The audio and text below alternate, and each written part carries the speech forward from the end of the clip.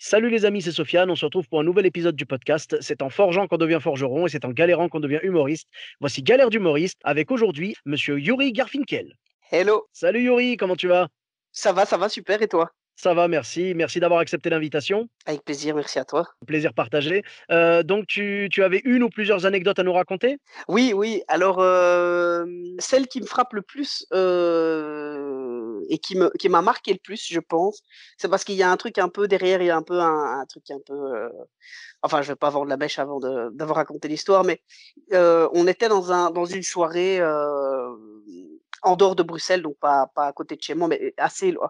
Genre, je crois que j'ai mis 1 heure et demie pour arriver là-bas, c'est Ah à ouais. Couvrins ou un truc comme ça. Donc déjà, tu vas là-bas, on arrive dans un truc, voilà, tu sens déjà que la soirée, ça va être difficile. Et en fait, il y a, bon, j'étais dernier et il y a un humoriste qui passe, puis un deuxième humoriste, et il y a un gars qui est là et qui commence à être de plus en plus saoul Ah, et qui commence un peu à interrompre les humoristes. Et ça met vraiment la soirée mal parce qu'en gros, tu comprends que c'est le gars qui est connu tu sais, c'est un petit truc, hein, c'est dans une ville à ah, Cousin, dans un ah, petit bar un peu connu, enfin dans un petit club un peu connu, mais donc tu sens que le mec c'est un habitué et que en oui. même temps En on peut gros, pas le, vraiment. le, le patron, le patron prendra pas le risque de le virer, quoi. Oh, c'est ça, exactement. Ça doit sûrement être le père d'un jeune qui, dans sa jeunesse, devait être un chouette gaillard et qui, malheureusement, la vie a fait que, et le mec est tombé dans l'alcool. Et tout. Tu vois un peu Ouais, tu ouais. sens tout de suite le vécu, quoi. Et en gros, le mec met quand même pas mal les humoristes en difficulté parce qu'il interrompt. Bref. Et alors, à un moment donné, simplement, c'est mon passage, j'arrive en dernier. Et là, je sais pas ce qui se passe. La soirée marchait, il y avait quand même des rires. Et je sais pas ce qui passe. Le mec, là, il était dans le fond et il gueulait de temps en temps un truc. Mais là, il est arrivé.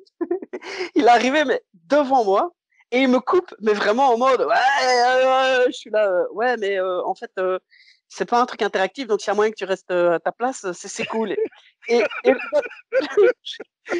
je vois que Non mais bah, au moins, si tu veux m'interrompre, dis des mots intelligibles, dis quelque chose d'intéressant, au moins, tu vois. voilà, c'est ça. Et donc, j'ai fait pas mal de spectacles de rue à une époque, quand je faisais beaucoup de breakdance à Bruxelles.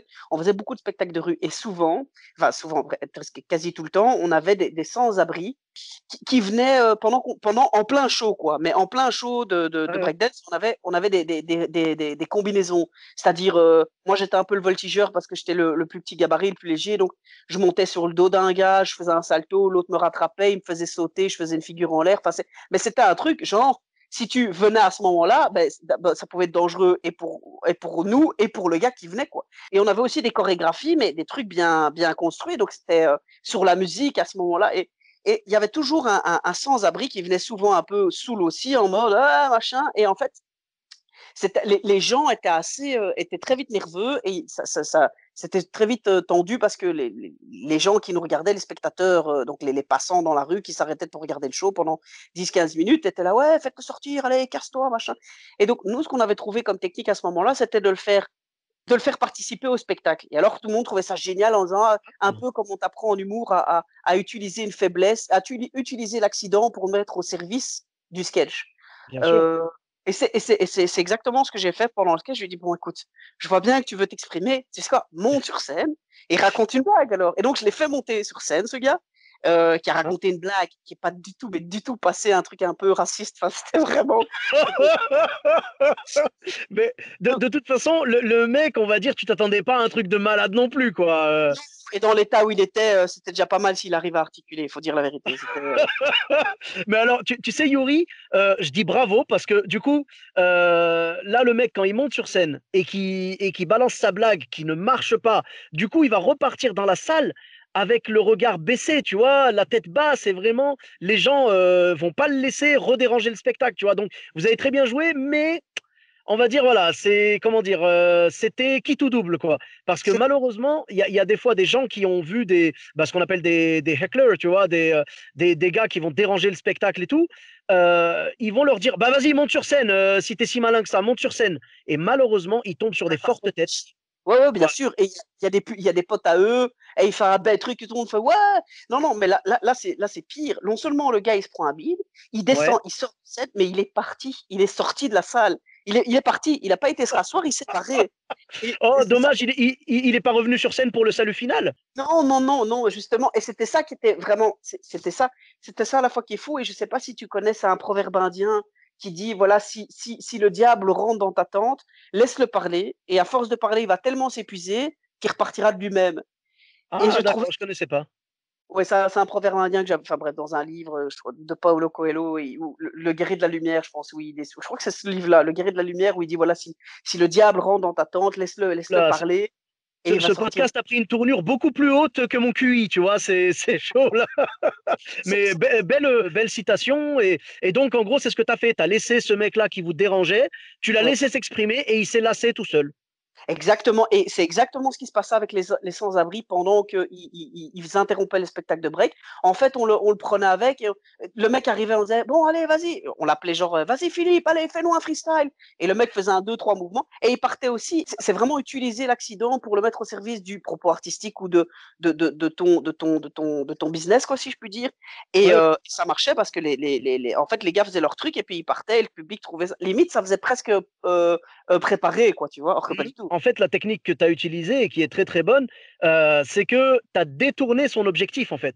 Parce que son objectif à la base, quand il y avait une performance artistique sur scène, lui, il voulait juste déranger, dire hey, je suis là. Sauf que toi, tu lui as dit ok, à partir de maintenant, ton but, c'est pas de déranger la performance artistique, c'est d'en offrir une. Et donc, là, le mec, il se dit ben non, en fait, tu vois, donc il a essayé quand même, parce que l'alcool aidant, j'imagine, mais il s'est très vite rendu compte que c'est un métier. C'est ça, c'est ça, c'est exactement ça. Je crois que c'est ce que je lui ai dit d'ailleurs. J'ai fait ah, c'est dur de faire des blagues, hein, c'est un métier, hein. Bon, allez, merci. Et il s'est barré. Mais ça, c'était une chouette anecdote. Il n'y a pas eu de problème de soucis, ça n'a pas eu trop de répercussions. C'était dommage que ça arrivait parce que j'étais le dernier, donc du coup, ça avait mis mal tous les autres. Et c'est vraiment en faisant des spectacles de rue à Bruxelles qu'on avait cette habitude-là d'utiliser les gens qui venaient nous interrompre. Et donc, je me suis dit, bah, tu sais quoi, fais la même chose, quoi. C'est ça, c'est ça. Non, mais malheureusement, il peut, ouais, voilà, si jamais le mec monte sur scène et que ça se passe bien, ça se peut que il veuille pas descendre. Moi, j'ai déjà entendu, Ah bah, ouais. d'ailleurs, une anecdote qui était dans le podcast. Il y avait un mec bourré, c'était une anecdote de Emma de Foucault. Donc, elle racontait qu'elle avait joué dans une station en montagne, tu sais, donc déjà, pas le super plan, hein, c'est sûr. Ouais, C'est pas le meilleur public, on va dire, quand c'est pas des gens qui sont venus pour voir de l'humour. Là, c'est des gens qui ouais. étaient venus pour bouffer, hein, tout simplement. Et elle racontait qu'il y avait un mec bourré, machin, qui arrêtait pas de l'embêter. Et elle l'a fait monter sur scène, elle a voulu tenter, et j'avoue que moi aussi j'aurais tenté. Et le problème, c'est que le mec voulait plus descendre de scène, quoi. Ah ouais, Tu ouais, vois, ouais. il a monopolisé un petit peu le truc, donc c'est vraiment le risque. Mais là, tu t'en es bien sorti, ça reste une belle anecdote, bien drôle, et c'est l'avantage d'avoir eu cette formation dans la rue, parce que je pense, jouer dans la rue, c'est un des trucs les plus durs. C'est comme quand tu es dans la rue et que tu dois distribuer des tracts ou que tu dois alpaguer des gens pour qu'ils t'achètent quelque chose. C'est très, très, très compliqué.